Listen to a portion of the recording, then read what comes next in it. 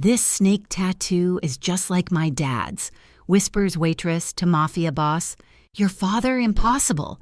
The air in Callahan's was thick with the smell of stale beer and the particular brand of desperation that only surfaced after 1 a.m. Ava lived in that smell. It clung to her cheap apron, worked its way into her hair, and settled in her small apartment like an unwanted guest.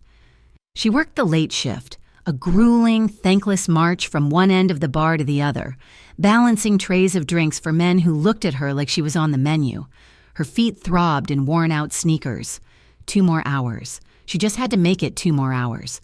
"Another round for me and my friends. Sweet thing," a man named Mitch slurred, his hand clamping around her wrist as she tried to clear his empty glasses. He was a regular, a commodities broker who thought his weekend warrior routine made him interesting. To Ava, he was just another obstacle. "Coming right up," she said, her voice flat, practiced. She didn't try to pull away. That only made them hold on tighter. She just waited, a statue of strained patience, until his grip relaxed.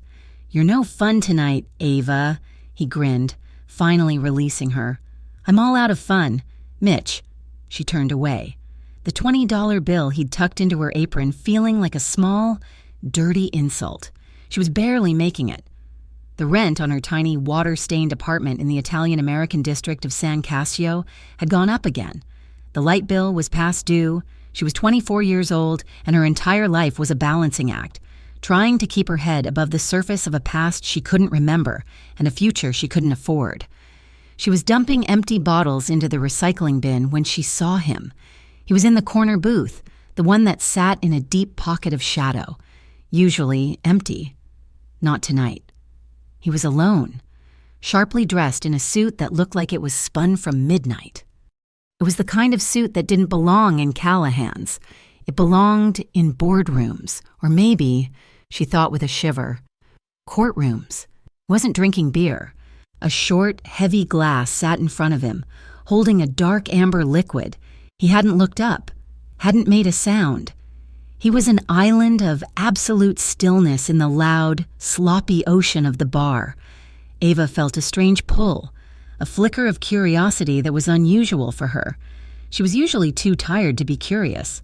She was walking past his booth, her tray loaded, when he moved. He didn't look at her, but he shrugged out of his suit jacket, folding it with a precise, economical motion and placing it on the seat beside him. He was in a crisp white shirt, the sleeves rolled up to the middle of his forearms, and that's when she saw it. Ava froze. The heavy tray in her hands suddenly weighed 1,000 pounds. The raucous laughter from Mitch's table, the sound of the blender, the drone of the baseball game on the television, it all dissolved into a dull, distant roar. There, on the pale, muscled skin of his left forearm, was the tattoo, a black snake, its scales detailed with unnerving precision, coiled tightly around the blade of an ornate dagger. Her breath left her. She couldn't move. Her blood felt like it had turned to ice water. It was a dream, a nightmare, a ghost walking out of the fog of her memory. She hadn't seen that mark in 15 years. Not since she was 9 years old, not since the night her father had knelt in front of her. His hands shaking, his eyes wide with a paranoia that she was too young to understand. He had shown it to her, his own tattoo, identical, a secret, a warning. "If you ever see this on another man, Ava," he'd whispered, "you run. You hear me? You run and you never look back." He disappeared 3 days later, and now, here it was. On a stranger in a dark booth, she didn't know what she was doing. Her feet moved on their own, drawn by a force she couldn't name. She set the tray down on an empty table, her hands trembling so badly that a glass rattled. She approached the booth. The man looked up. His eyes were dark, not black, but a deep, turbulent brown. They were calm, assessing, and held a depth of quiet authority that silenced the whispered words she'd been planning. He was handsome, she supposed, in a severe, classical way. A strong jaw, a straight nose, dark hair cut short, but it was his stillness that was so unnerving. She stopped at the edge of his table. He just watched her. He didn't smile, didn't question. He just waited, "Excuse me," she said, and the word came out as a bare, trembling whisper. He inclined his head, a fractional movement. "That tattoo," she said, her voice catching. She nodded toward his arm. "The snake." His eyes flickered down to his own arm, then back to her face. His expression didn't change, but the air around him grew colder. "This snake tattoo," she whispered, leaning closer as if the words themselves were dangerous. "It's just like my dad's. It was just like my dad's." The man went still. It was a stillness so profound, so absolute, it was louder than a gunshot. The calm mask didn't just crack, it vanished, replaced by an intensity so sharp, so piercing, that Ava took an involuntary step back. He didn't move a muscle, but the atmosphere in the booth had become suffocating. "Your father?" he finally said. His voice was low, smooth, a cultured rumble with no trace of the San Casio accent, but it was edged with pure, cold steel. "Impossible." He leaned forward, just an inch. "Tell me where you saw that mark." Ava's throat was dry. "I don't know. He's gone.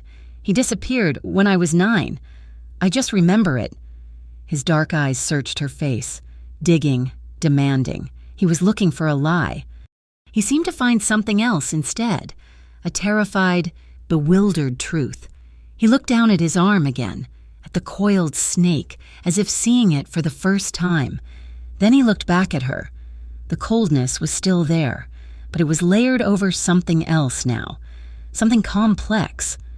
Without another word, he stood. He was tall, broader than he'd looked sitting down. He retrieved his jacket, sliding it on with a fluid motion. He reached into his pocket and dropped a small, thick stack of $100 bills onto the table. It was more money than she made in a month. "Go home. Waitress," he said, his voice soft again, but final. "And forget you saw this." He brushed past her, not touching her, but she felt the heat and the power of him like a physical force. He was gone. Out the door. Before she could even take a breath, she stared at the money, then at the empty doorway. The bar was loud again. Mitch was shouting for his drink. Ava's shift ended at 3:15 in the morning. She walked home, the pre-dawn air cold and damp. She'd refused to take the money, leaving it for her boss to find, a decision she was already beginning to regret as the reality of her light bill pressed in. Her apartment was 6 blocks away, in a neighborhood that was slowly being gentrified, pushing out the families who had lived there for generations, leaving people like her in the cracks. She usually felt safe enough. Tonight, she didn't.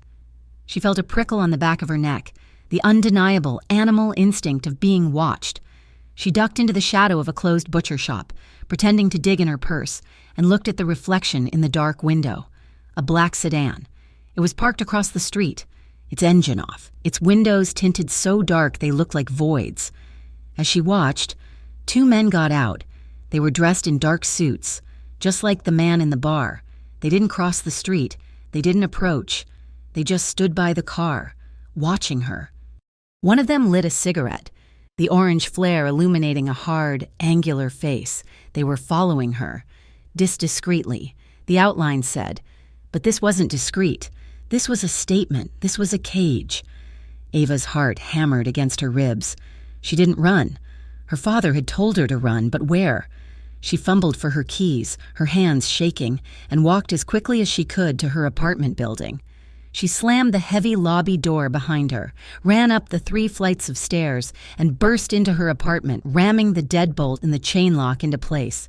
She leaned against the door, panting, listening to the sounds of the building, a neighbor's television, the old pipes groaning. There were no footsteps in the hall. She sank to the floor, her mind racing. Who was that man? What had she done? She didn't sleep. She sat on her lumpy sofa, wrapped in a threadbare blanket, and watched the sun come up, staining the smoggy San Casio sky a bruised shade of purple. By 8 o'clock, she was a wreck of exhaustion and fear, but she was also out of coffee, and the light bill would not pay itself. She had to move. She had to pretend it was a normal day. She put on her coat, took a deep breath, and opened her door. The black sedan was gone, in its place, parked directly in front of her building, was a different car, a deep blue, vintage-looking but clearly expensive car. She told herself it was nothing, a coincidence. She walked toward the corner market, her head down, her collar pulled up. She was in the middle of the crosswalk when she heard the roar of an engine. She looked up. A black SUV, the kind politicians used, was barreling down the narrow street, straight at her. It wasn't slowing down. Ava froze. There was no time to scream, no time to move. A horn blared, brakes shrieked. A hand grabbed the front of her coat and yanked her backward, pulling her out of the path of the SUV just as it rocketed past, its side mirror clipping her shoulder and sending her spinning. She fell hard onto the pavement, the world exploding in a flash of white pain. The SUV didn't stop. It took the corner and was gone. "Are you all right, miss?" Ava groaned, her head swimming, her elbow and hip were on fire, and her shoulder ached. A man was kneeling over her. He wasn't one of the men from last night. This man was older, with graying hair and a face carved from granite. He wore a simple black driver's uniform. He helped her sit up, his touch firm but surprisingly gentle. "I think so," she stammered, wincing as she touched her scraped elbow. Gravel was embedded in the skin. "The car hit it out of nowhere. They were careless," the man said, his voice quiet and flat. He looked down the street where the SUV had disappeared. "It was not supposed to be this public." "What?" Ava's head snapped up. "What do you mean, they?" The man stood, offering her a hand. She ignored it and climbed to her feet on her own, brushing dirt from her torn jeans. "My name is Antonio," he said, as if that explained everything. "You are in danger, Mr. Moretti has requested your presence." Ava's blood ran cold. "The man from the bar, Mr.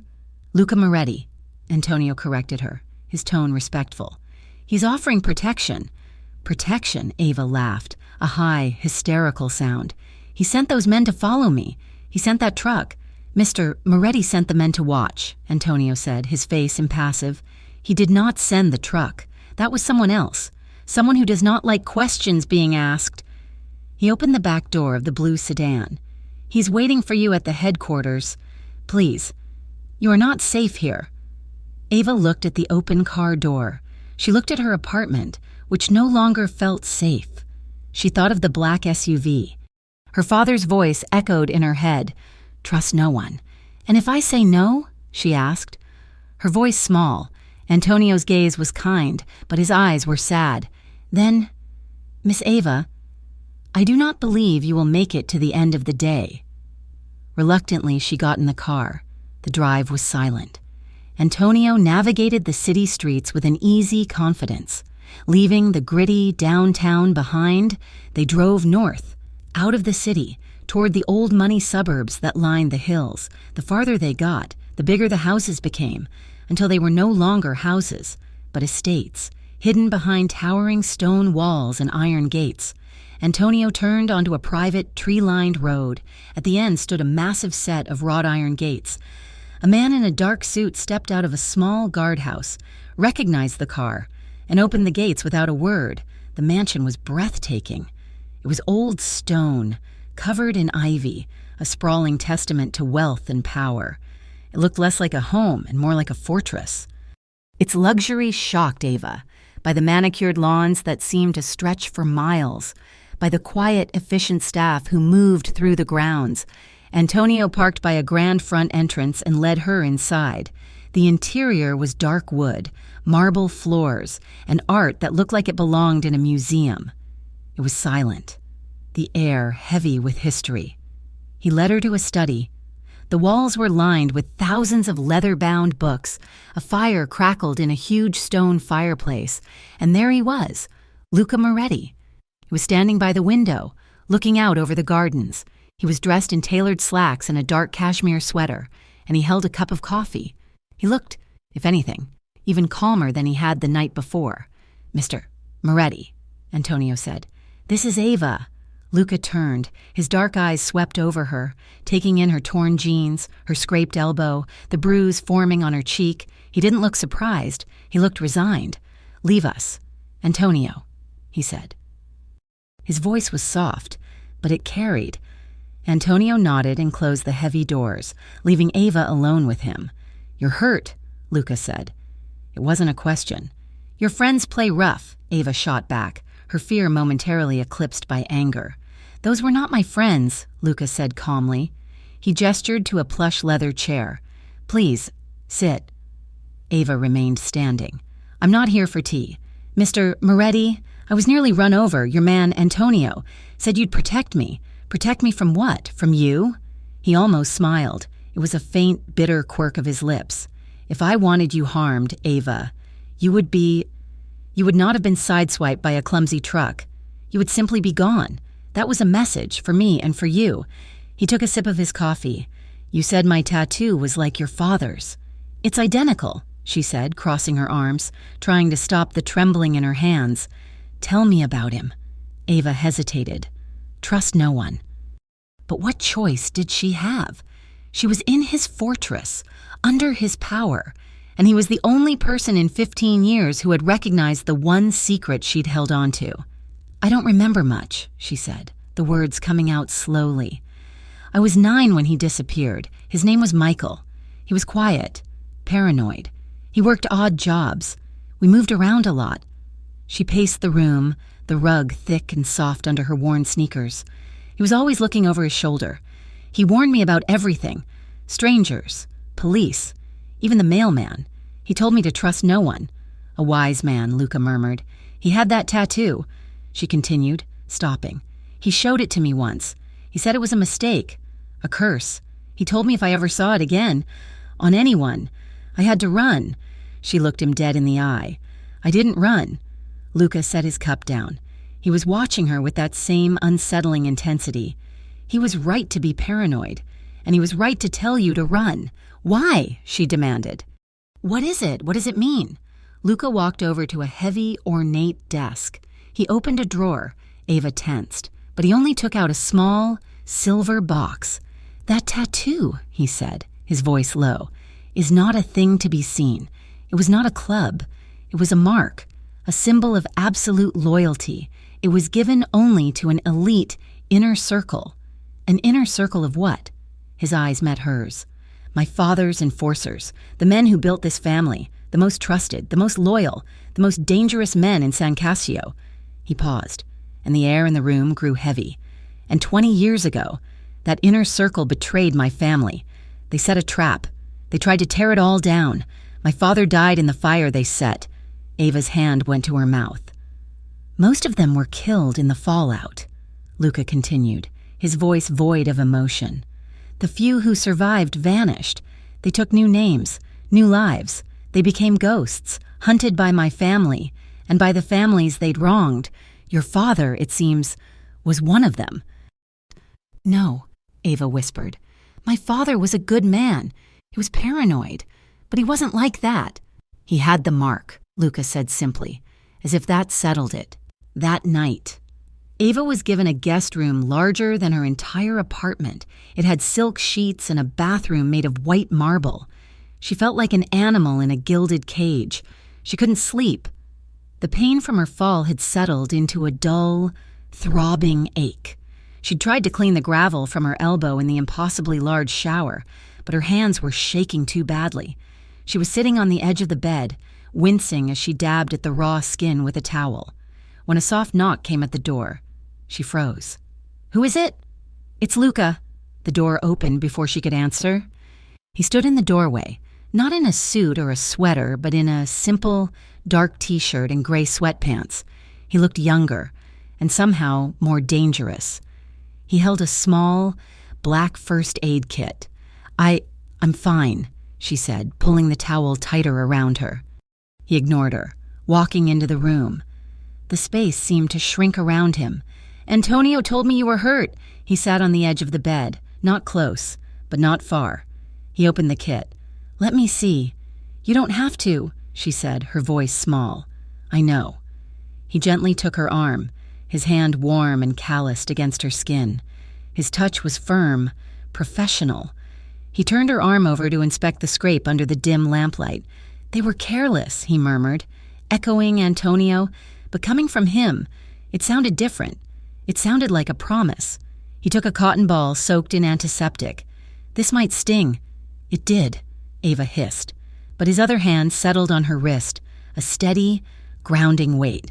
He was so close she could smell him, a faint, clean scent of expensive soap, wool, and something uniquely him, something metallic and warm. His head was bent in concentration, his dark hair falling forward slightly. His fingers were precise, gentle, cleaning the wound with an economy of motion that was almost hypnotic. She watched the way his thumb brushed against her skin, a light, accidental caress that sent a jolt straight through her. Her breath hitched. He stilled, his head still down. He knew she was watching him.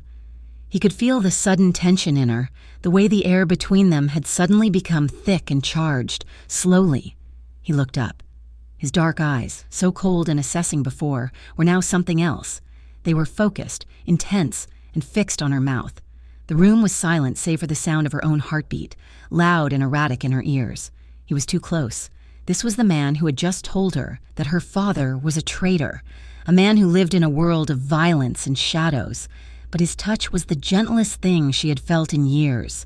He didn't move. She didn't breathe. The space between their lips was a live wire, a dangerous, unspoken question. He was the one who broke the spell. His gaze flickered, the heat in them banked, replaced by a cool control. He finished applying a bandage to her elbow, his touch once again impersonal. He stood up, closing the kit. "You will be safe here. No one will get to you." He walked to the door and paused, his back to her. "Tomorrow, we will talk more. We will find out who your father really was." He left, closing the door softly behind him. The room felt impossibly empty. Ava couldn't sleep. The confusion was a physical ache, worse than her bruises. She was terrified of him, of what he represented. But she was also terrified of the world outside these walls. She walked to the large French doors and stepped out onto the small stone balcony. The night air was cool, smelling of pine and damp earth. The grounds were dark, save for a few strategically placed lights. And then she saw him. He was on a larger terrace below, one floor down. He was standing by the stone railing, looking out into the darkness, just as he had been in the study. He was not looking up. He didn't know she was there. He stood perfectly still, a silhouette of power and loneliness. He was the man who held the keys to her past, the man who was her protector, and, just as easily, her jailer. Ava watched him, her emotions a tangled, confusing knot of fear, an undeniable, unwelcome longing, and a desperate, aching hope for the truth. He was the snake, the danger her father had warned her about, but he was also the only person who could tell her why. The morning light in the guest room was pale and thin, filtered through heavy, cream-colored drapes. Ava hadn't slept. She felt hungover in fear. She was a bird in a cage so large she might, for a moment, mistake it for freedom. But the bars were there, hidden in the silent staff, the heavy doors, and the man who ruled this place. She found herself in the main hall, drawn by the low murmur of voices. They were coming from the study, the door slightly ajar. She knew she should retreat. That listening was dangerous, but it was about her. She recognized Luca's voice, level and cold, and two others, older, rougher. "She's a ghost, Luca," one man was saying, his voice gravelly. "She walks in here, speaks a dead man's name, and the very next day the Rinaldis try to run her down in broad daylight. It's a setup." "Vince is right," the second voice said. "The girl is a liability. Whatever her father was, she's trouble. Let her go. Let the Rinaldis have her. It ends the problem." A silence stretched, heavy and absolute. Ava held her breath, her hand pressed to her mouth. "No," Luca said. The word was final. It was not a debate. "She stays. She's under my personal protection. She does not leave this house. No one, not the Rinaldis, not our own, will touch her. Am I understood?" There was a scraping of chairs, a reluctant, "Yes, boss." Ava backed away from the door, her heart a cold stone in her chest. A liability. Trouble. Let them have her. She was in a den of wolves, and the only thing protecting her was the alpha, and she had no idea why. She fled. She found him an hour later on a stone terrace, the one she had seen him on last night. He was drinking coffee, staring into the woods that bordered the property. "Let them have me?" He turned, his face impassive. He had known she was there. "You were listening. You're discussing me like a piece of property," she shot back, her voice trembling with a fury that was mostly fear. "A problem to be solved. Let me go. Luca, this isn't my world. I don't want your protection." "And go where?" he said, his voice dangerously soft. He set his cup down. "Back to your apartment? They know where you live. Back to the bar? They know where you work. You have nowhere else to go. You have been seen with me, and now you have been targeted. There is no out for you anymore." "This is your fault," she cried, taking a step toward him. "It was all fine until I met you. You and your snake tattoo." He moved faster than she could track, closing the distance between them. He didn't touch her, but he stood so close she was caged by his presence, his shadow falling over her. His scent, that same clean, metallic smell, enveloped her. "This was not fine," he whispered, his dark eyes burning into hers. "This was a bomb, waiting for a fuse. It was set 20 years ago, when your father and my father were torn apart by that betrayal. It was just sitting in the dark, waiting." He leaned closer, his voice dropping to a harsh, raw whisper that scraped against her skin. "You did not start this, Ava. But you lit the fuse. You started something the moment you spoke that name." She stared at him, silenced. The fury in his eyes was not for her. It was for the past, for the Rinaldis, for the betrayal that had obviously defined his entire life. He finally stepped back, the intensity receding, leaving the calm, controlled boss in its place. "I need to know what you remember," he said, his tone all business. "Everything, every story your father told, every name he mentioned." "I told you," she said, wrapping her arms around herself. "I remember nothing." "Your mind remembers nothing," he said, turning and walking back toward the house. "Let's see if the past disagrees."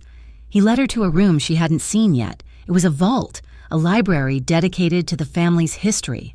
Not the curated books in the study, but the raw materials, heavy, dust-covered ledgers, bankers' boxes overflowing with faded color photographs, maps, and blueprints. It smelled of paper and time. "This is my father's archive," Luca said. "Everything from the year he took over to the year he died." For hours, they sifted, at first. Ava was reluctant, her hands hovering over the boxes as if they might burn her. But a strange, painful curiosity took over.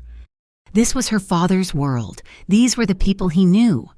She was looking for a ghost. She saw photos of Luca as a boy, stone-faced even then, standing beside a larger, more boisterous man, his father.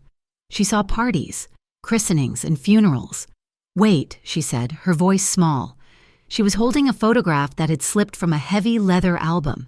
It was a group of about 10 men, all younger, all dressed in similar dark suits, cigars in hand, laughing on the steps of some grand building. They looked invincible. And on the forearms of 2 men in the front row, sleeves rolled up in the heat, was the snake and the dagger. "That's him," she whispered, her finger tracing the image. "That's my father, Michael." He looked so different. He was smiling, his head thrown back, a confidence she had never known in the paranoid, broken man who had raised her. Luca took the photo from her, his gaze locking onto the man beside her father. The man had his arm slung around Michael's shoulder, a picture of brotherhood. He, too, had the tattoo. "Who is that?" Ava asked, pointing to the other man. "The one next to him?" Luca's face hardened, the muscle in his jaw clenched, just once. "That is Marco Moretti." My uncle," Luca said, his voice flat. "My father's brother. He took over operations for the family after my father's death." But Ava was confused. "You said the men with the tattoos were traitors, but your uncle, he's in charge."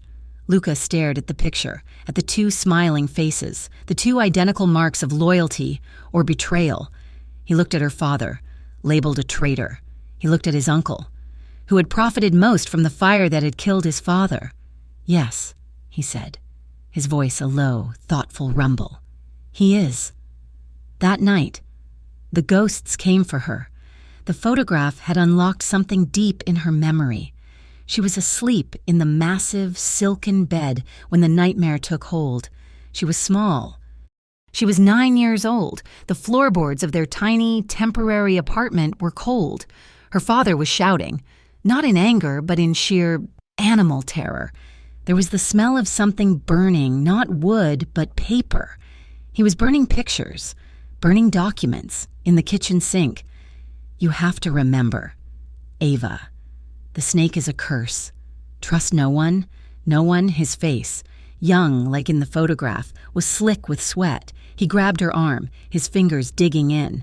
They'll say I betrayed them, but I didn't. It was him. It was always him.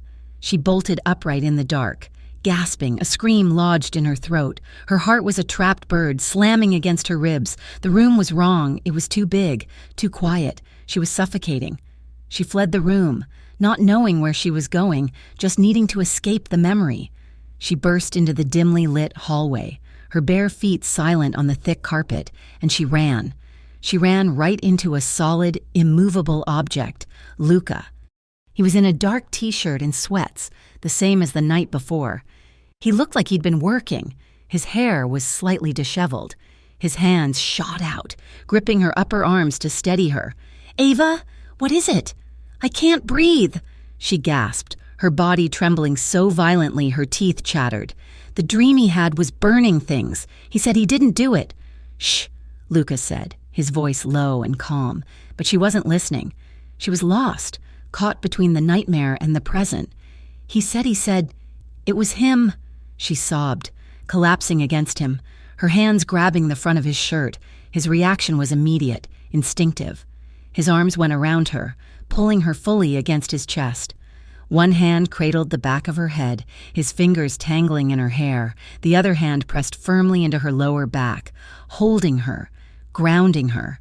"I have you," he murmured, his voice rumbling against her ear. "You're safe. It was just a memory." She cried, not just for the fear, but for the 15 years of loneliness, of confusion, of being so utterly on her own. She clung to him, this dangerous, quiet man. And for a few insane moments, he was the only solid thing in the universe. He held her, simply held her, absorbing the tremors until her sobs quieted into shuddering breaths. She was pressed against his entire length. She could feel the solid wall of his chest, the heat radiating from his skin, the slow, steady beat of his heart under her cheek. It was the safest she had felt in her entire life. The trembling stopped, and the silence that rushed in to take its place was filled with something else, something heavy and electric. She became aware of his hand, no longer just grounding her, but holding her. His fingers were splayed against her back. She felt the slight, involuntary flex of his muscles. Slowly, she leaned back, just enough to look up at him. His head was bent, his dark eyes fixed on her. The look in them was no longer calm or controlled. It was raw. It was dark. The hallway was silent. His hand was still in her hair, his thumb resting near her temple. Her hands were still fisted in his shirt. He lowered his head. It was a fractional, agonizingly slow movement. She watched his mouth, her own lips parting on a shaky breath. She could feel his breath on her skin, warm and close. Their lips were a whisper apart, a spark away from contact. The air was so thick, she couldn't swallow. He stopped. His eyes closed for a second, a look of profound, internal torment flashing across his features. He was fighting a war she couldn't see, and he won. He released her, his hands dropping away as if she had burned him. He took a full step back, putting a cold, necessary distance between them. "Go back to bed, Ava," he said, his voice hoarse, strained.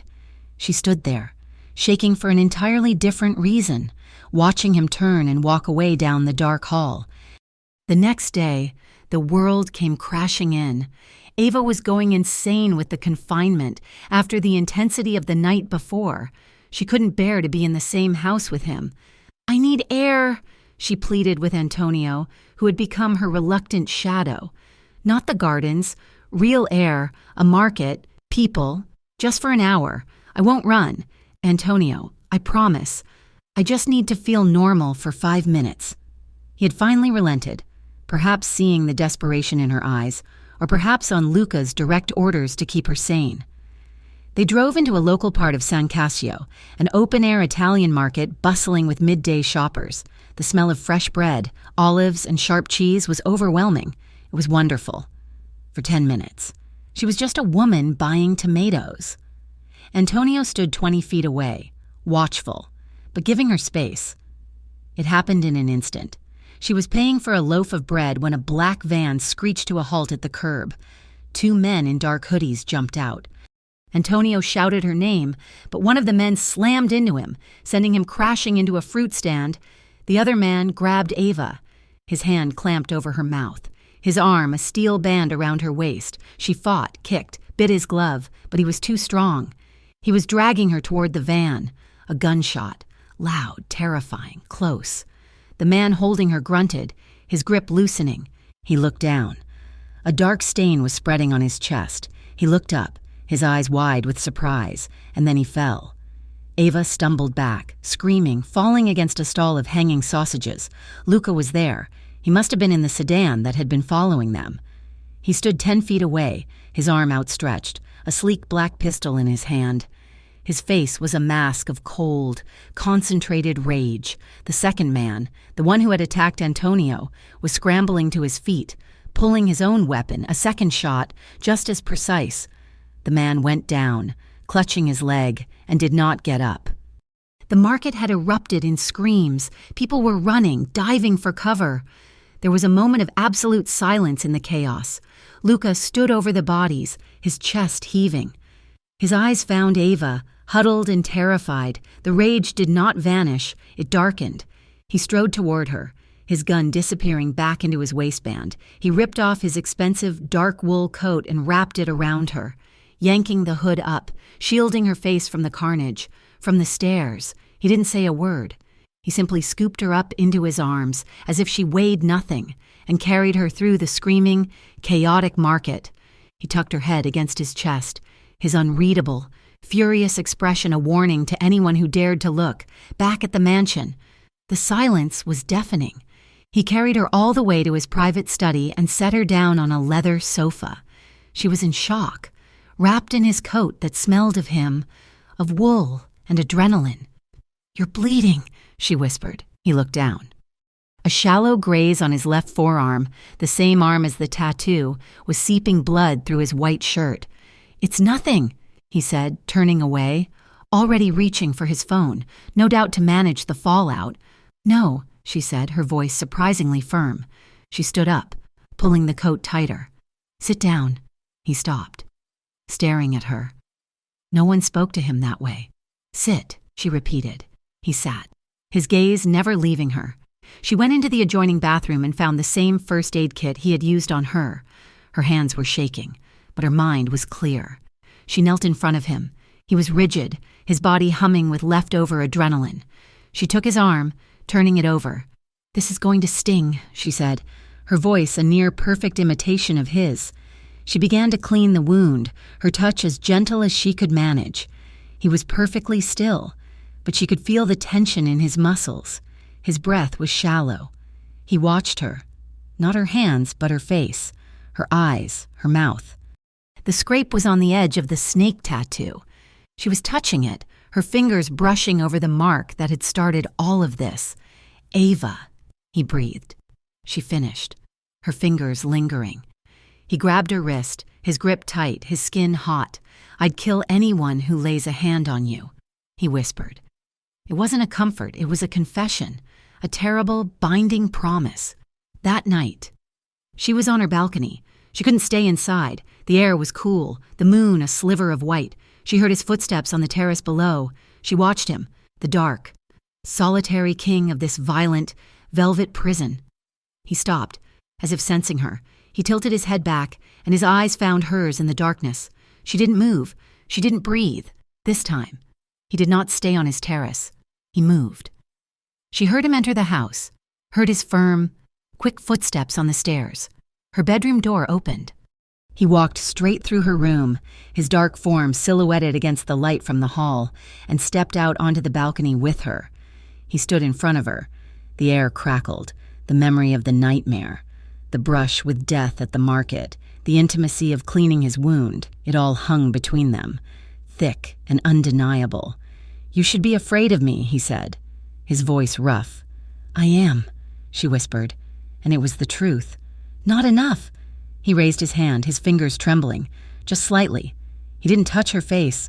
He traced the line of her collarbone, his touch so light it was barely there, and then he kissed her. It was not gentle. It was urgent, desperate, a collision of two people who had been pushed to the edge. His other hand snaked around her back, pulling her flush against him, his grip possessive, his hand trembling against the thin fabric of her shirt. Her hands flew to his chest, gripping his shirt, holding on as the world tilted. His mouth was hard, demanding, then softened, tasting her, a groan rising from deep in his chest. It was a kiss of adrenaline and fear, of loneliness and a terrifying, shared history. He broke it as violently as he had started it. He shoved himself away from her, stumbling back a step, his breathing ragged. He looked at her, his eyes wild, his chest heaving. He looked tormented. "Luca," she breathed. "No," he said, his voice a raw wound. He scrubbed a hand over his mouth. He looked at her, and his expression was one of profound, agonizing conflict. "If you are who I think you are," he said, his voice cracking, "if you are truly Michael's daughter, I should be keeping you far away from me." The kiss on the balcony left a void. It was a space of cold air where, for an instant, there had been a terrifying, brutal heat. In the 2 days that followed, Luca Moretti moved with a cold, renewed purpose. He was a man locking down his fortress, both the stone one around him and the one inside himself. He tasked his best men, the old guard loyalists who had served his father, to dig, not just into Ava, but into the ghost she had summoned.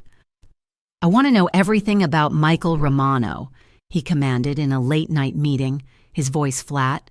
"Who he ate with, who he drank with, and where he was on the day my father died, and find out where he went." "Boss," Vince, his father's old advisor, had said, "that's a 20-year-old grave. We buried that history." "Then dig it up," Luca ordered. They worked, and Ava drifted. She was a ghost in her own right, confined to the sprawling, silent mansion. The luxury had become a cage. She ate her meals alone in the vast, empty dining room. Antonio was her only shadow, polite but distant.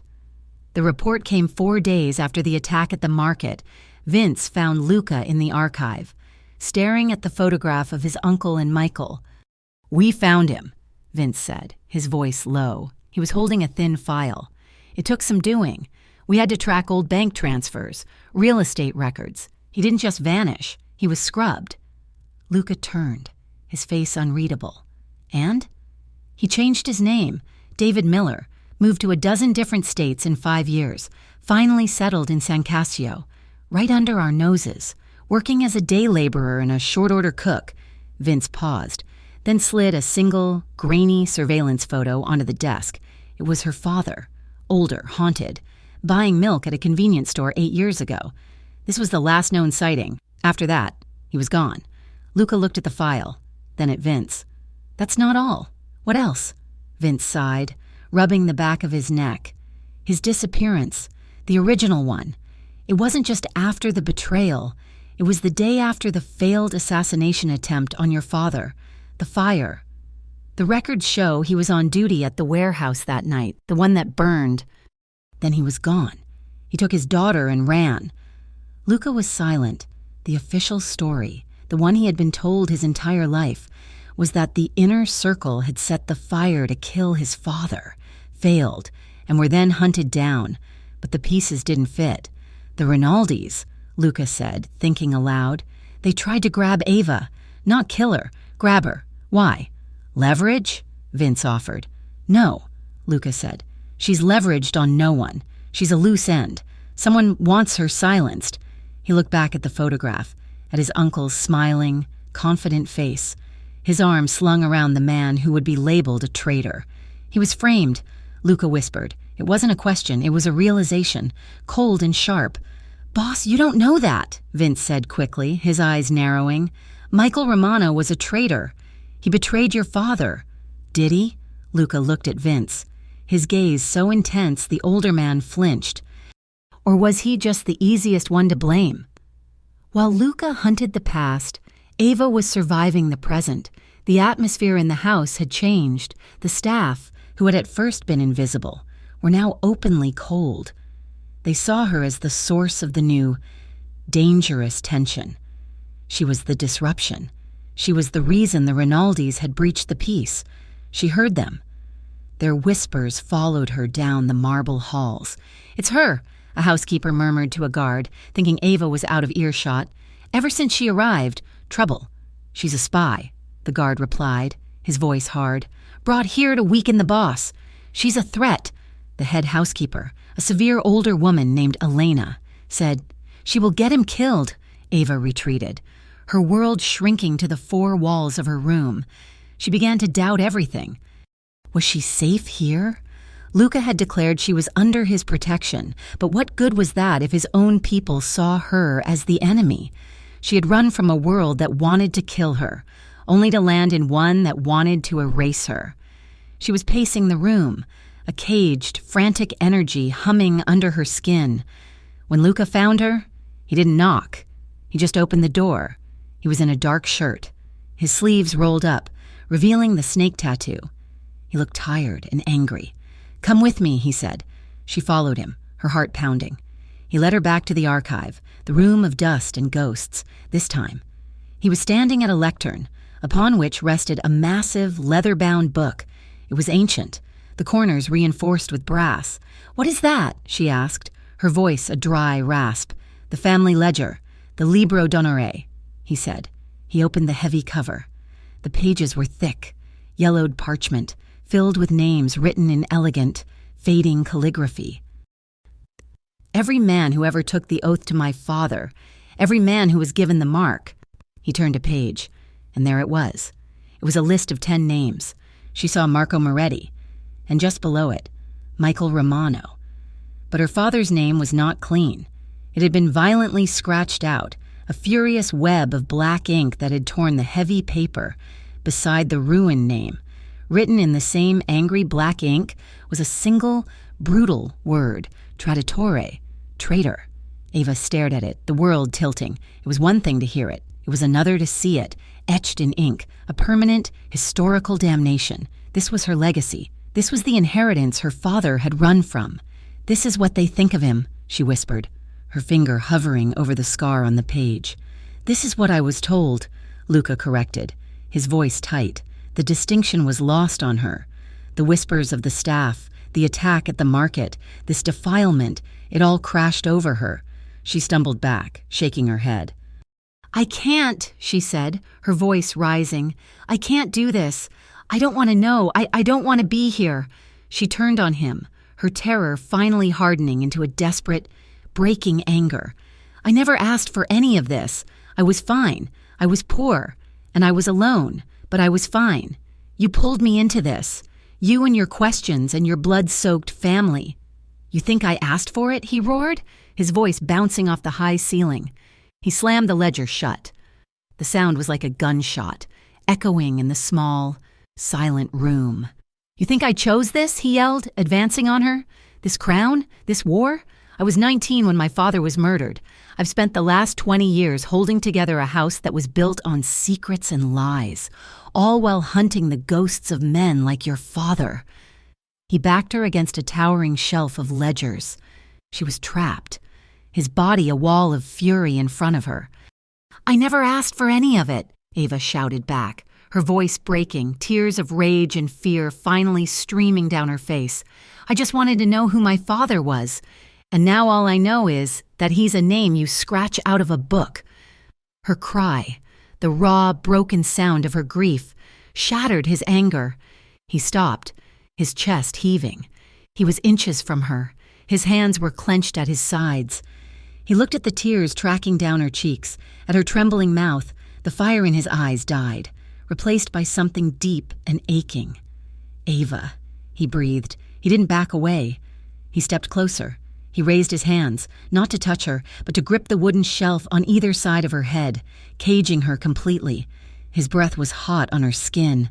"I'm so tired of fighting," he whispered, his voice raw. He looked at her, his gaze dropping to her tears. "Don't," he murmured, slowly as if afraid she might bolt.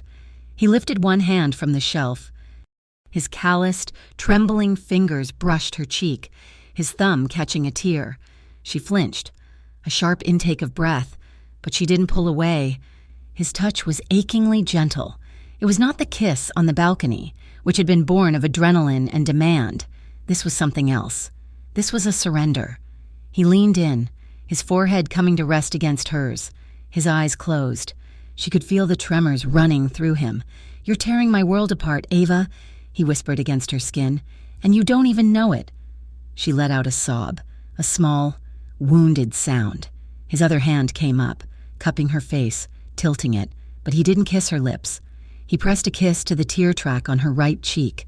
It was slow, warm, and reverent. He kissed her other cheek, his lips brushing the salt. He kissed her temple, his hand moving from her face to the back of her neck, his fingers tangling in her hair. She was not clinging to him. He was clinging to her. He pressed his face into the side of her neck, his breathing ragged. "I'm sorry," he breathed. "I'm sorry you're in this. I'm sorry he left you." Her own hands, which had been pushing against his chest, unclenched, her fingers curled into the fabric of his shirt. She held on, her body shaking, and for the first time in her life, she was not alone in her grief. They just stood there, in the archive of their father's sins, holding each other up. She did not remember walking. She did not remember leaving the archive. She must have fallen asleep, exhausted by the emotional weight, because she woke up in his bed. She knew, instantly, it was his. The room was dark, the curtains drawn. The sheets were a deep, midnight blue, crisp and cool. They smelled of him, that clean, masculine scent, mixed with old books and the faint, metallic hint of power. She was alone. She was still in her clothes from the day before, laid on top of the covers, as if she'd been placed there. A wave of panic, of confusion hit her. He had brought her here, to his own room, the most secure, most private part of the mansion. Then she saw it. On the heavy, dark wood nightstand, a single, folded note. His handwriting was sharp, black and decisive. "Stay hidden today. Do not leave this room. Do not let anyone see you." It was not a request. It was an order. A cold dread, sharper than anything she'd felt, erased the memory of his gentle touch. He had hidden her. She stayed. The hours ticked by. The silence of the house was a taut, stretched wire. She paced the massive room. She looked out the window. His room overlooked the main gate.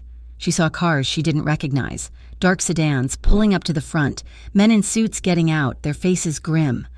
Something was happening. Night fell. The house was too quiet. There were no sounds of dinner, no staff, no voices. The silence was a prelude. It broke at 9:17. It was not a loud explosion. It was a muffled thump from the floor below, a sound of a heavy door being breached, then a single, sharp, silenced fight. Ava's blood turned to ice. A shout, a man's voice, not Luca's, cut off mid-word, and then the house erupted.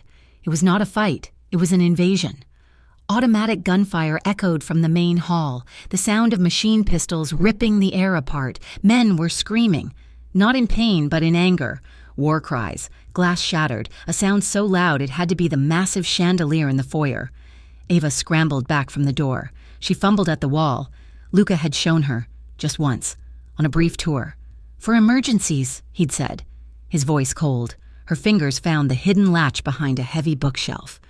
The panel swung open, revealing a dark, steel-lined space, a panic room.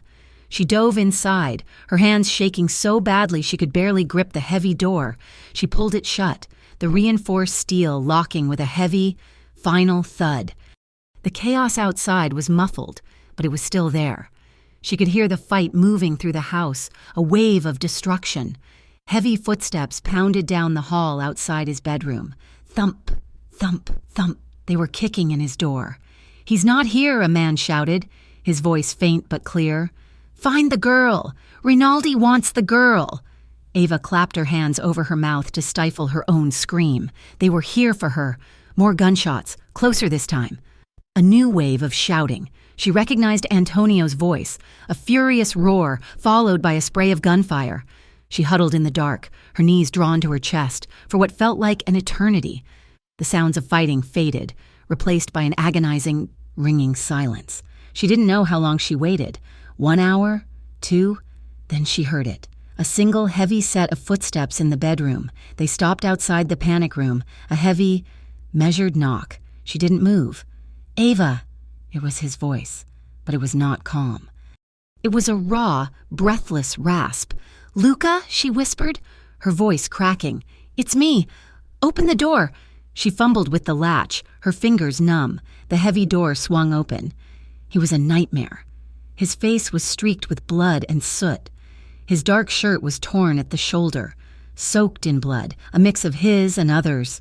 He was panting, his body slumped against the doorframe. His gun held loosely in his right hand, pointed at the floor. He looked like he had walked through hell. He saw her, safe, pale, and terrified. The strength that had held him upright for the entire fight, the adrenaline and the rage, it all drained out of him in an instant. He didn't walk. He fell. He dropped the gun, which clattered on the hardwood, and his knees buckled. He fell to the floor, catching himself on his hands, his head hanging down. "Luca!" she cried, rushing forward, dropping to her knees in front of him. You're shot." "It's not mine," he panted, then corrected himself. "Not all of it." He looked up at her, his eyes hollowed, burned out, but blazing with a terrifying, new understanding. "They knew you were here," he gasped, his voice thick. "They knew where I'd put you."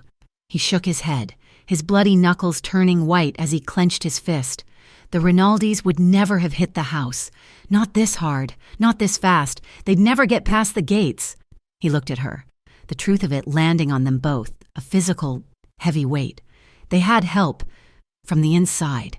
He slammed his fist onto the carpet. "This goes deeper than I thought." There was no time for shock. The moment Luca fell to his knees, the animal instinct for survival took over. He was on his feet a second later, grabbing her arm. "We're gone!" he'd snarled, his voice a raw rasp. He didn't take her to a hospital. He didn't take her to another safe house. He took her to a battered, nondescript truck in a hidden garage bay, tossing her a worn baseball cap and a jacket. "Put these on. Stay low." They drove for 3 hours in silence, leaving the city of San Cascio behind, climbing into the dense, fog-shrouded wilderness of the northern mountains, the mansion, the blood, the betrayal. It all faded into a dull, throbbing echo behind them. The cabin was not a cabin. It was a shack, barely more than a single room, built of rough-hewn logs and set so deep in the pines that the sky was only a suggestion. It was hidden, isolated, and completely off the grid. There was a wood-burning stove, a lumpy-looking bed, a sink with a hand pump, and nothing else. "What is this place?" she whispered, stepping onto the dusty floorboards. "My grandfather's hunting cabin," Luca said, his voice flat. He was already checking the perimeter, his gun back in his hand. "No one alive knows it exists, except me." He looked at her, his bloody, exhausted face a mask of grim resolve. "And now you—" The first 2 days were a blur of strained silence. Luca tended to his own wounds, a deep gash on his arm from a piece of shrapnel, a series of profound bruises, with a detachment that terrified her. He was a machine, methodical and cold. He slept in 2-hour increments in a wooden chair by the door, his gun in his lap. Ava was left with nothing but her thoughts and the few possessions she had instinctively grabbed from her room at the mansion, a change of clothes, and the small, worn leather journal she had kept her entire life. It had been her father's. It was the only thing of his she had left. On the 3rd night, he finally spoke. They sat by the fire, the only light in the room, the shadows dancing on the rough walls. He was cleaning his gun, the metallic click-clack of the pieces, the only sound.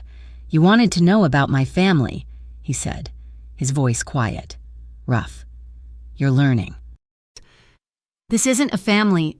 Luca, it's a war. He looked up, his dark eyes catching the firelight.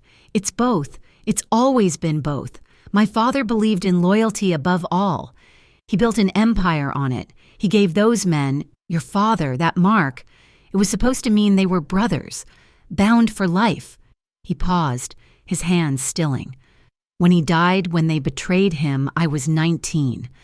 I was at university. I was studying architecture. I wanted to build things. I wanted to create. He gave a short, bitter laugh that held no humor. They pulled me out of my dorm room, put me in a black suit, and told me, "You are the boss now." He looked down at his own hands, calloused and scarred. I never understood the betrayal. It made no sense. Why would his most loyal men, his brothers, turn on him? The story was that they got greedy, that the Rinaldis offered them more. You never believed it, Ava said. It wasn't a question. I believed what I had to, he said, his voice dropping. I believed what my uncle, Marco, told me. He was the only one who survived the inner circle. He was the one who held the family together until I was ready. He was the one who pointed me at the traitors. Ava watched him, this powerful, dangerous man, and saw for the first time the 19-year-old boy trapped inside. "You don't want this?" she whispered. His head snapped up, his eyes locking on hers. The admission was a physical thing, a crack in the armor he wore so carefully. "Want it?" he said, his voice raw. "No one wants this. You don't choose this life, Ava. It chooses you. It's in your blood. And loyalty is the only language this world understands. I do this because it's the only way to protect the people who are left. It's the only thing I know." The confession hung in the air, heavy and fragile. It was her turn. She reached over to the small bag that held her life and pulled out the worn leather journal. She held it in her lap. "I remember my father," she said, her voice soft, her fingers tracing the cracked cover. "Not the man in the photograph, smiling and strong. I remember the man he became." Luca watched her, his attention absolute. "I remember him crying. He would drink sometimes, at night, quietly, so the neighbors wouldn't hear, and he would cry. He'd sit in the dark, in our tiny kitchen, just sobbing. He'd mutter about the snake's curse. He said it was a mark of shame, not honor." She looked at Luca, her eyes filled with the ghosts of her own past. "I remember the burning. I had that nightmare again. The one I told you about. It was real. He was burning photos, old ones, like the one we found in your archive. He was crying and he was terrified. He was trying to erase himself." She opened the journal. The pages were brittle, filled with his tight, paranoid script. Most of it was nonsense. Lists of numbers, license plates, observations about neighbors, the diary of a man losing his mind. "He knew they were hunting him," she whispered, a tear slipping down her cheek. "He just never told me who they were." The storm hit that night, as if the sky were trying to match the turmoil inside the cabin. The wind howled, a grieving, animal sound. Rain hammered the tin roof, a relentless, deafening drum. And the thunder wasn't a rumble. It was a crack, a violent explosion of sound that shook the small cabin to its foundations. With each crack of thunder, Ava jumped, a small, choked sound escaping her. She was huddled by the fire, wrapped in a blanket, but she was trembling. It wasn't a storm. It was a memory. The sound was too much like gunfire, the feeling of being hunted, of the walls closing in, of having nowhere to run. It was all back, sharp and suffocating. Another crack of thunder, so loud it sounded like the roof was splitting open. Ava cried out, a raw, terrified sob. She couldn't stop it. The facade of strength she'd been wearing shattered, and she was just a scared, tired woman who had seen too much. She buried her face in her hands and wept. In an instant, he was there. He wasn't the boss. He wasn't a warrior. He was just Luca. He knelt in front of her, his hands hovering, unsure. "Ava, it's just a storm." "No," she sobbed, her voice muffled. "It's not. It's them. It's your uncle. It's the Rinaldis. They're going to find us. They'll find you, and you'll... She couldn't say it. "You'll leave me. You'll die. I'll be alone again." "Ava," he said. His voice a command, he gripped her wrists, pulling her hands away from her face. He saw her, not the stranger, not the liability, but the woman who had cried in his arms in the hallway, the woman who looked at him like he was a man, not a monster. "Hey," he said, his voice dropping, his thumbs brushing away her tears. "Look at me." She met his gaze. His dark eyes were burning, not with anger, but with a profound, staggering tenderness. "I will not let them find you," he said. "But what about you?" she whispered, her hands grabbing the front of his shirt. "You're just one man. They'll kill you." "Luca." "No," he said, his grip on her arms tightening. He cupped her face, his calloused hands a rough cradle against her soft skin. "I am not my father. I will not be caught. And you—" He pressed his forehead against hers, just as he had in the archive, but this time there was no fight. There was only surrender. "You are mine to protect. Ava," he whispered against her lips. "Do you understand me? Mine." And then he was kissing her. It was not the desperate, frantic kiss from the balcony. It was not the heated, angry clash in the archive. It was slow. It was tender. It was a promise. His mouth was warm and gentle, a stark contrast to the rough scrape of his stubble. He kissed her like he was starving, but had all the time in the world. He tasted her tears, tasted her fear, and offered his own strength in return. Her hands, which had been fisting his shirt in terror, now uncurled, sliding up his chest to his shoulders, then to the back of his neck, her fingers tangling in his short, thick hair. She pulled him closer, her body arching toward him. He lifted her, his strong arm sliding under her, and carried her the 2 steps to the worn patchwork quilt laid out in front of the fire. He laid her down, the firelight painting her skin in shades of gold and red. He never broke her gaze. He moved over her, his body a warm, protective weight, shielding her from the storm, from the world. He lowered himself, brushing his lips against her temple, her cheekbone, the sensitive, trembling line of her jaw. "I'm so tired of fighting," he had said, and this was not a fight. This was a truce, a healing. He undressed her slowly, his fingers brushing her skin with a reverence that made her want to cry again. But for a different reason, he kissed the hollow of her throat, his lips tracing a path down her collarbone. She arched into his touch, a small, breathless sound escaping her. Their bodies, pressed together in the warm glow of the firelight, moved in a slow, ancient rhythm. It was passionate, a desperate physical need that had been simmering for weeks. But it was more than that. It was tender.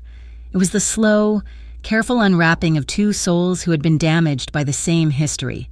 It was his strength meeting her softness, her fear meeting his control, and both of them finding a quiet, astonishing peace in the collision. It was the only time in her life she had ever felt truly, completely safe. They lay tangled in the quilt, the storm outside still raging, but it was a dull, distant roar. The only sound in the cabin was the crackle of the fire and the matched rhythm of their breathing.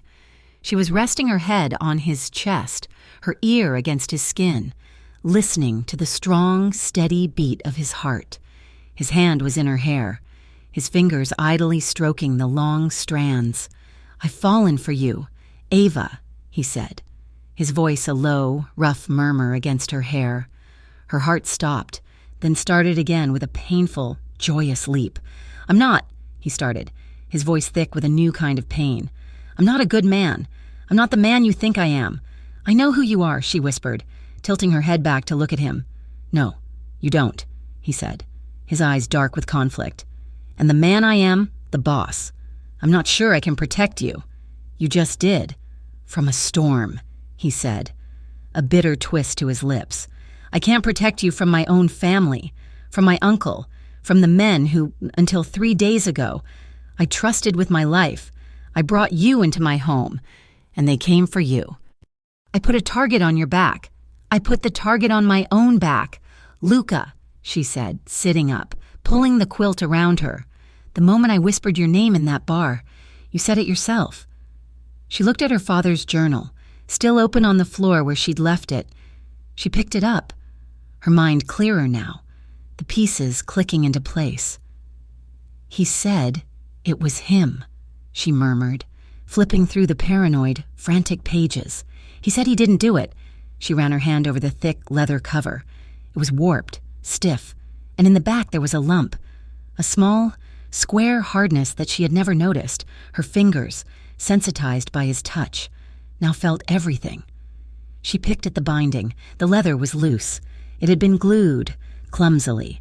She pulled, and a small, square-shaped piece of the cover came away, revealing a shallow, hand-carved compartment. Inside, nestled in the dark space, was a small, metal canister, no bigger than her thumb. "Luca," she breathed, her hand trembling. He was beside her in an instant. All business. The lover gone, the boss returned. He took the canister, he opened it. Inside was a tightly wound roll of black film, microfilm. "I don't understand," she said. Luca didn't answer. He took the film, walked to the fireplace, and unrolled a small section, holding it up against the bright, flickering flame. His body went rigid. "Dio," he breathed. "My God."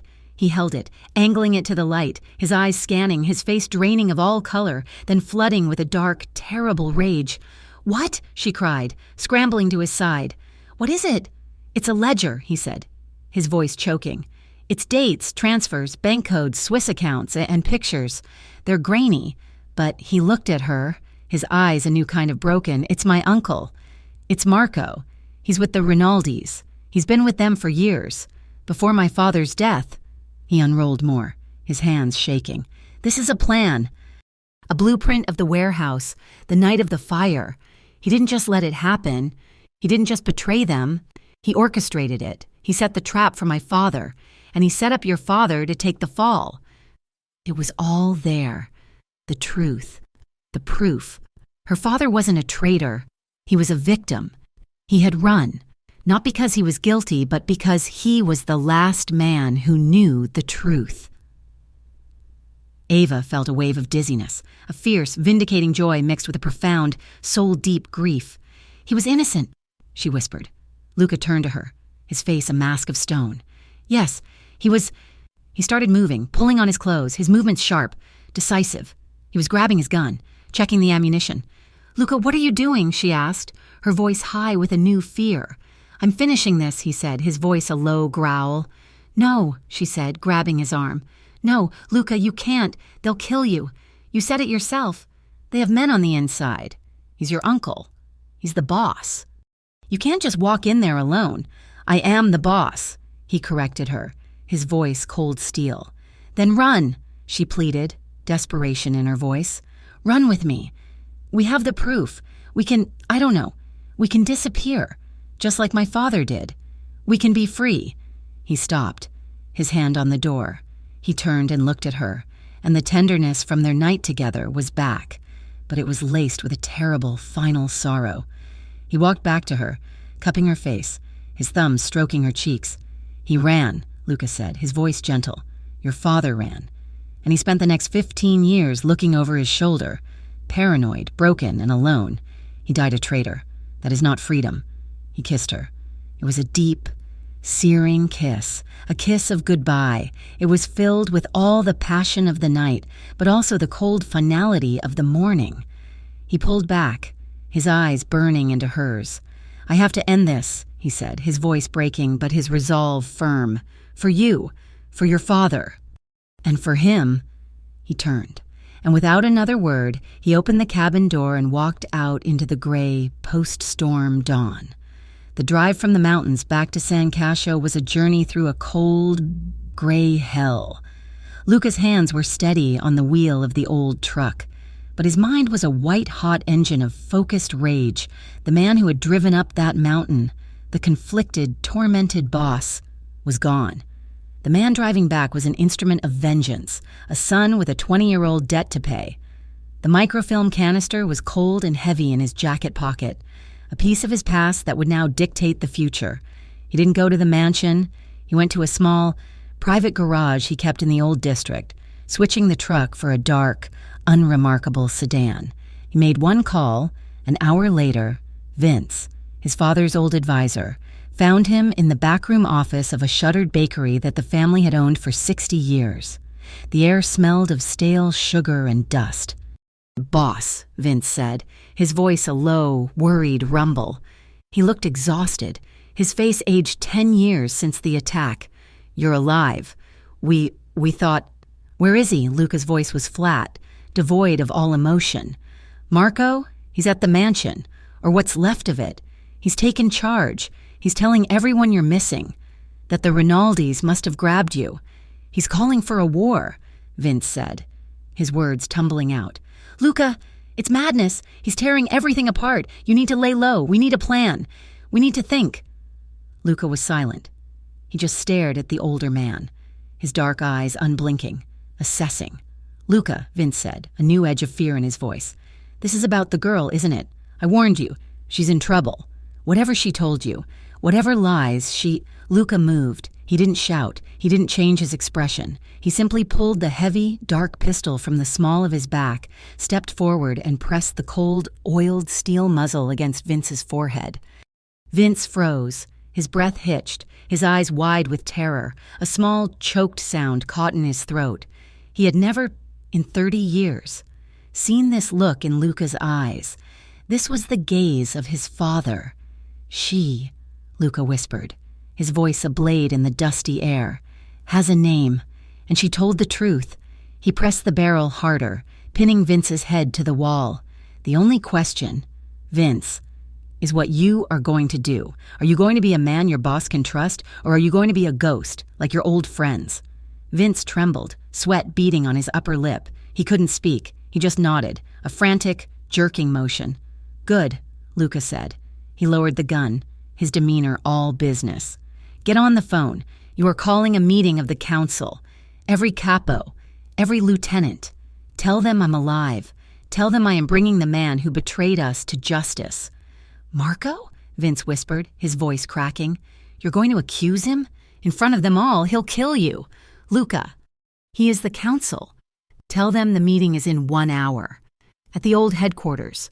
Not the mansion, the palazzo." Luca turned away, his mind already 3 steps ahead. "And Vince, tell my uncle it's an emergency session. Tell him I found the Rinaldi spy.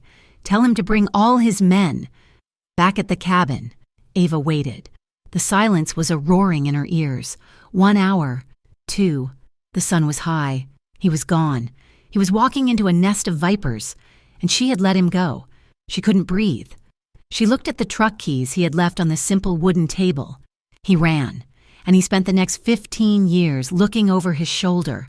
"No," Ava said, her voice a raw whisper to the empty room. "Not again. I'm not running, and neither is he. Not alone." She grabbed the keys. The drive back was a nightmare. She was an awful driver, the old truck's gears grinding under her panicked, jerky movements, but she made it. She drove straight to the mansion, the only place she knew. It was a fortress, but a broken one. The gates were scarred.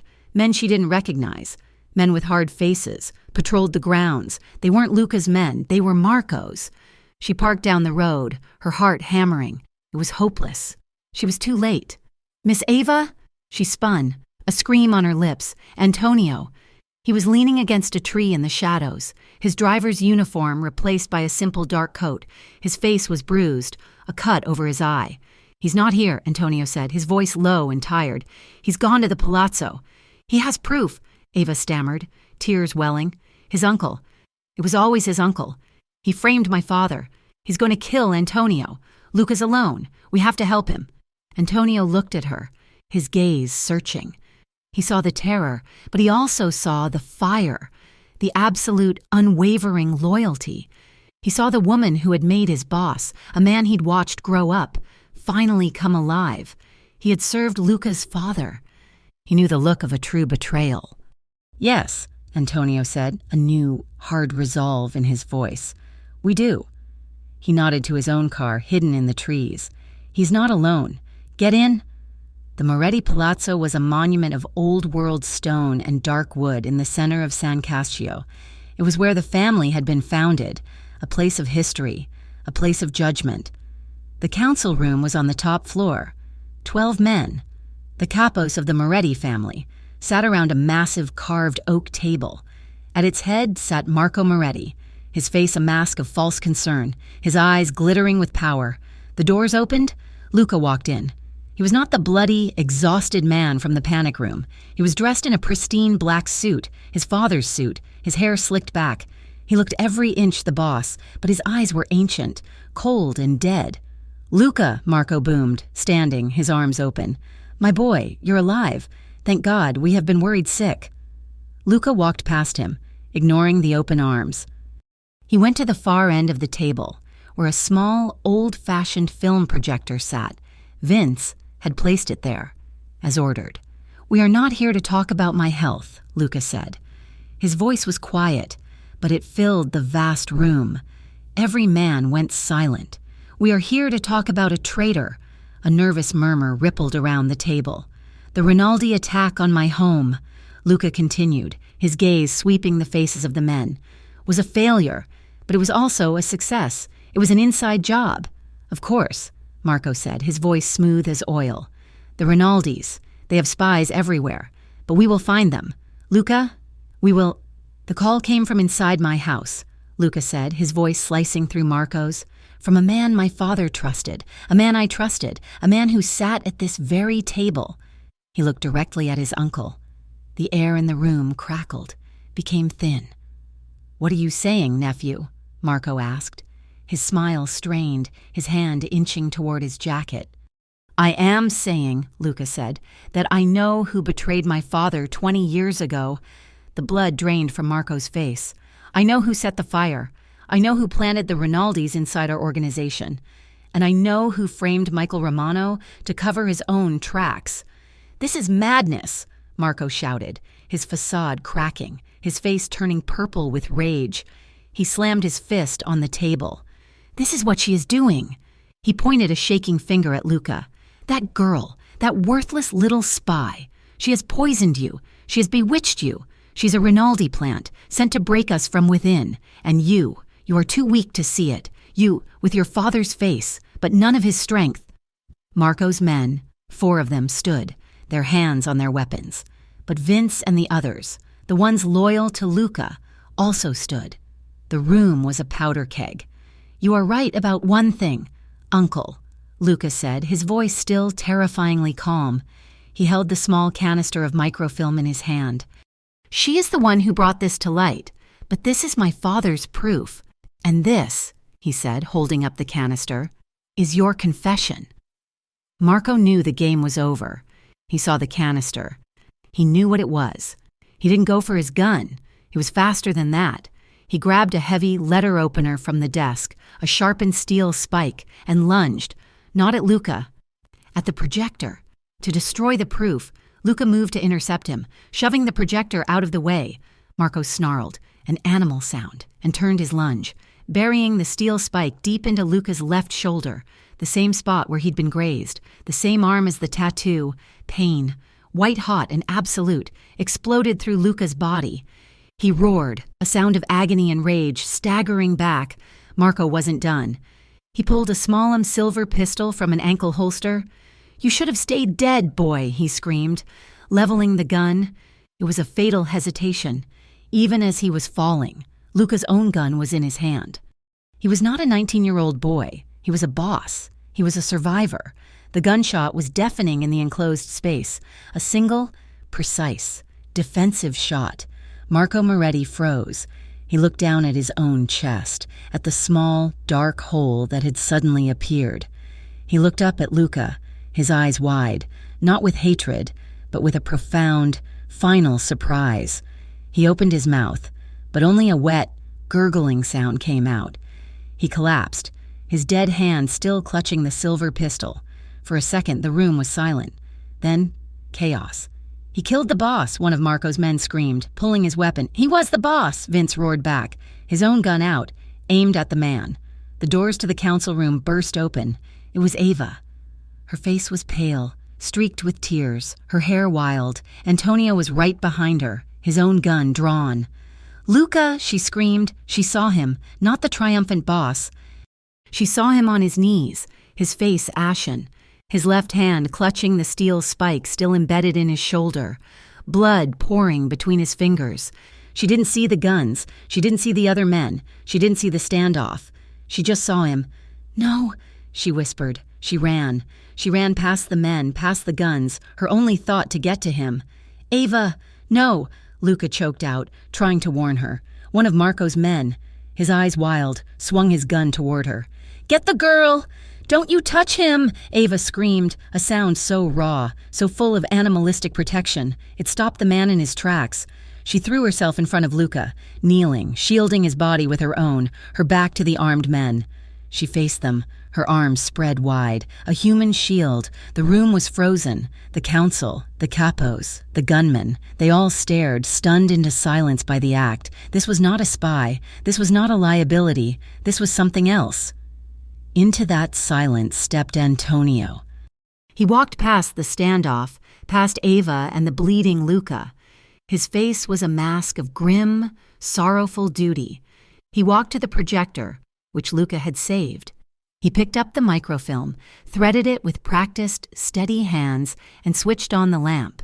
The only sound in the room was the click, click, click of the projector. On the clean, white wall, the silent, 20-year-old story began to play. Grainy photos, bank ledgers, a meeting seen from a distance of Marco and Rico Rinaldi, shaking hands, a hand-drawn map of the warehouse, a list of security codes, and then a short, shaky film. Michael Romano, her father, his face frantic, talking to a hidden camera. He was whispering. "He's going to kill him. He's going to kill Elle and blame it on us. Marco, it's Marco. I have to get this to someone. I have to protect my daughter. My name is Michael Romano, and I am loyal. I am loyal." The film ended, flapping against the reel. The proof, the truth. Ava turned back to Luca. The strength that had held her up, her righteous, protective fury, evaporated. He was so pale. His breathing was shallow. He looked up at her, his vision blurring, his world narrowing to her face, her eyes, the tears streaming down her cheeks. She had saved him. "Ava," he whispered, his voice a desperate, grateful, final breath. His eyes rolled back. He collapsed, his head falling heavy into her lap. The world was a blur of antiseptic white and the smell of sterile alcohol. For 3 days, Ava did not move.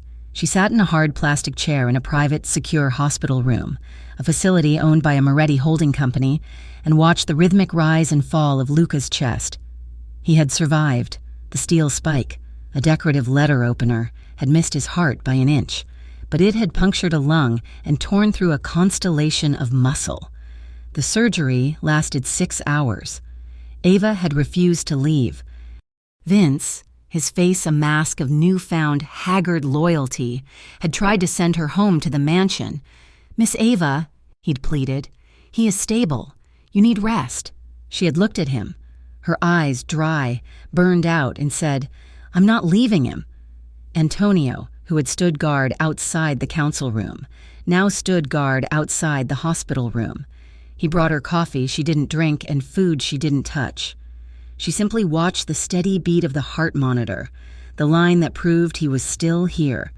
She had spent her entire life alone. She had found him, and she would not let him go in the dark. On the 4th morning, his eyelashes flickered. Ava was on her feet in an instant, her hand hovering over his, afraid to touch, afraid to break the moment. His eyes, heavy with medication, struggled to open.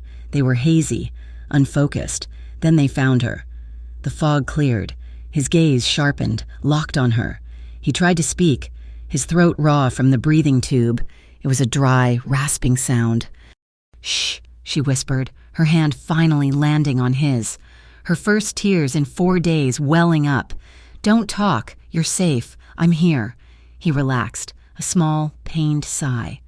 He tried again, his voice a bare, rough whisper. I'm fine," she said quickly. I'm right here." "No," he rasped, his grip on her hand surprisingly tight. He was a man of will, even on the edge of death. "You saved me. She shook her head, a tear splashing onto his wrist. "I didn't—" "You shield?" He breathed, the memory in his eyes. He saw her, standing between him and a dozen guns. "And my father, his name."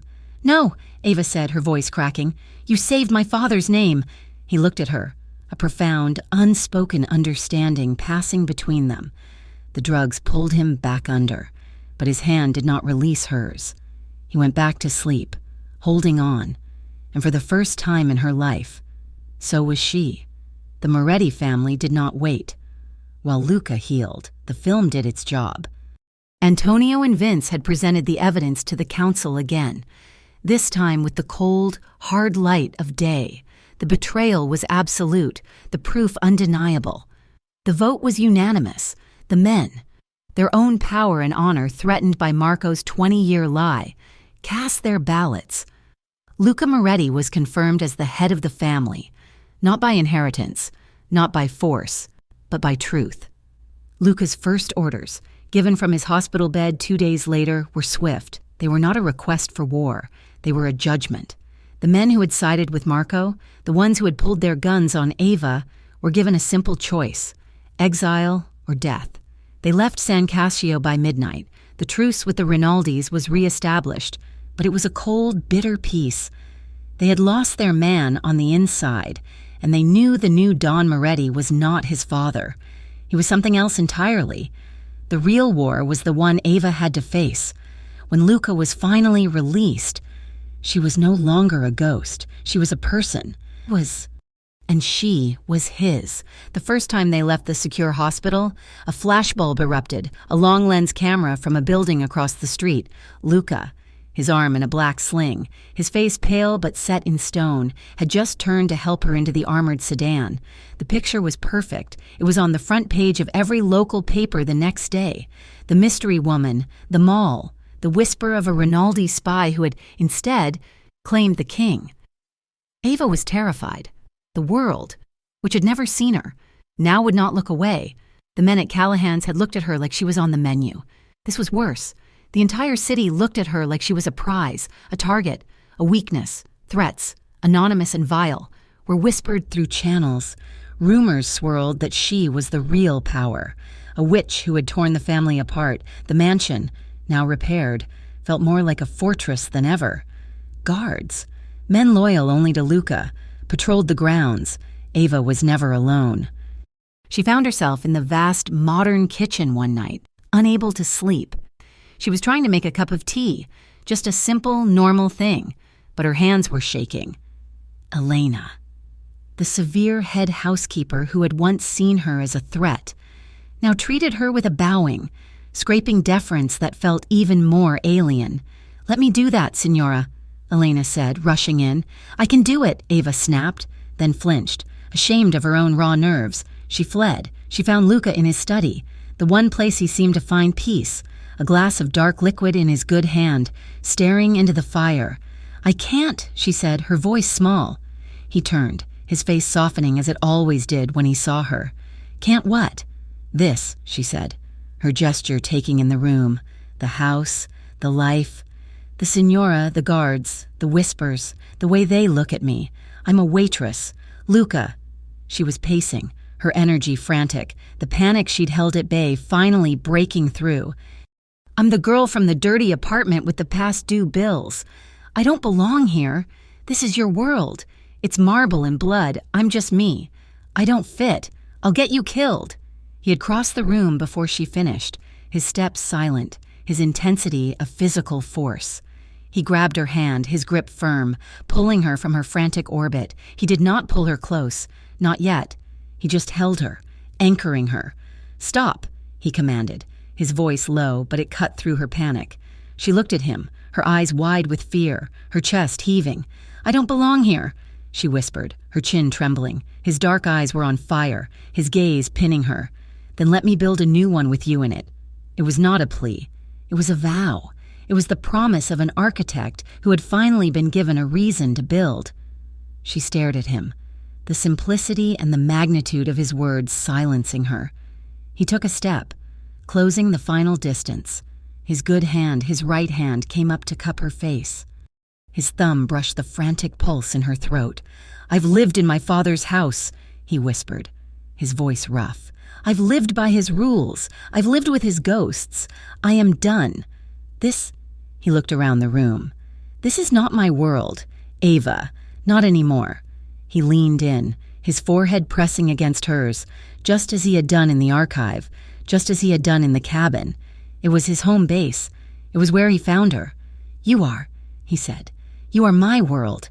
She let out the breath she'd been holding, a shuddering, broken sigh. "Luca, no more secrets," he breathed against her skin. "No more running, no more ghosts." He kissed her. It was not the desperate, adrenaline-fueled kiss from the balcony. It was not the tender, healing passion in the cabin. This was a claim. It was a foundation being laid. It was slow. It was deep. It was a promise. His lips moved over hers with a deliberate, reverent patience, as if he were memorizing her. He tasted her fear and her doubt, and he replaced it with his own unshakable certainty. Her hands came up, her fingers tracing the line of his jaw, then sliding to his chest. She could feel the steady, strong heart that she had watched beat on a monitor. She felt the warmth of his skin. This was real. He pulled her closer, his good arm wrapping around her waist, his injured one resting on her shoulder, drawing her in until there was no space left between them. This was not a reunion of bodies. It was a reunion of two souls who had been forged in the same fire. He held her, his breath syncing with hers, his mouth worshipping hers, until her panic had melted away, leaving only a quiet, profound certainty. She was his. He was hers. They were home. Later, he led her to his bedroom. He sat her on the edge of the bed, his dark eyes never leaving hers. "I have something for you," he said, "or something to show you." He was still in his sling, but he shrugged out of his soft, dark shirt, letting it fall. The bandages from the surgery were gone, leaving a raw, angry scar on his shoulder. But that wasn't what he was showing her. She gasped. Her hand went to her mouth, his other arm, his left arm. The snake tattoo was still there, the black scales, the dagger, the mark of his past, but it was changed. "Luca," she whispered, her fingers reaching out, trembling, woven around the snake, coiled in and out of the dagger, was a new tattoo. It was rendered in a deep, delicate color. So fresh the skin was still new, a single, blooming rose. "It's my favorite flower," she breathed, her mind reeling. She had mentioned it once, in the cabin, a lifetime ago. "The snake is the past," he said, his voice quiet. He took her hand, pressing her palm flat against the mark, against his skin, his pulse. "It's loyalty. It's poison. It's the curse your father warned you about. I can't erase it. It's a part of me." He looked into her eyes, his own gaze raw, vulnerable. "But the rose," he said, "it pierces the snake. It's you. You're the one who found the truth. You're the one who grew out of all that poison." He held her hand tighter. "You're my loyalty now." She kissed him, a deep, tear-filled kiss. She kissed the man, she kissed the scar, and she kissed the rose. Months passed. The chill of the mountain cabin and the fire of the council room gave way to a warm, gentle autumn. The city of San Cascio still whispered, but the whispers had changed. They were no longer of fear, but of respect. One crisp, sunny afternoon, Ava stood in a small, quiet cemetery in a part of the city she had never known. The plot was old, overgrown. She found the marker, a simple, flat stone, half buried in dirt. David Miller, a fake name, a lonely grave. She knelt, cleaning the dirt away, her hands gentle. "He was a good man," she whispered. "Yes, he was." Luca's voice. He was standing behind her, a dark coat shielding him from the wind. He was holding a small, delicate rose. She took it, placing it on the stone. "He was so scared. He was a father," Luca said, "and he was brave." He gestured. Ava looked. Beside the simple, worn marker, two men were finishing the installation of a new one. It was gleaming white marble. She stood, walking over to it, her heart in her throat. The name was carved deep and clear, Michael Romano, and beneath it, 2 lines, "Finally vindicated, finally free." Ava rested her head against Luca's shoulder, and for the first time, the grief she felt was clean, unburdened by confusion. The final scene was not in the city. It was far north, in the rolling hills of the wine country. Luca had driven her there, to a sprawling estate, a house that was not a fortress, but a house. It was made of warm stone and glass, overlooking acres of ripening vines. "What is this place?" she asked, stepping out of the car, the air clean and smelling of grapes. "It's a new world," he said, his lips quivering with a small, rare smile. He took her hand. "I'm an architect, remember? I bought it. It's ours." "Ours," she repeated, the word feeling new and solid on her tongue. They walked through the vineyard, the sun setting, painting the sky in shades of rose and gold. It was quiet, safe. The wind picked up, and she shivered. He did not hesitate. He took off his heavy, expensive wool coat, a coat so different from the one he'd used to shield her in the market, and wrapped it around her shoulders. It was warm, and it smelled of him. He pulled her back against his chest, his arms wrapping around her, his chin resting on her head. They looked out at the land, at their land. "Your father gave up everything to protect you," he said, his voice a low, steady rumble against her ear. "Now I will spend the rest of my life protecting you both." She closed her eyes, her head resting on his chest, her ear over his heart. She heard the strong, steady beat, the snake and the rose, the past and the future. She was finally at peace.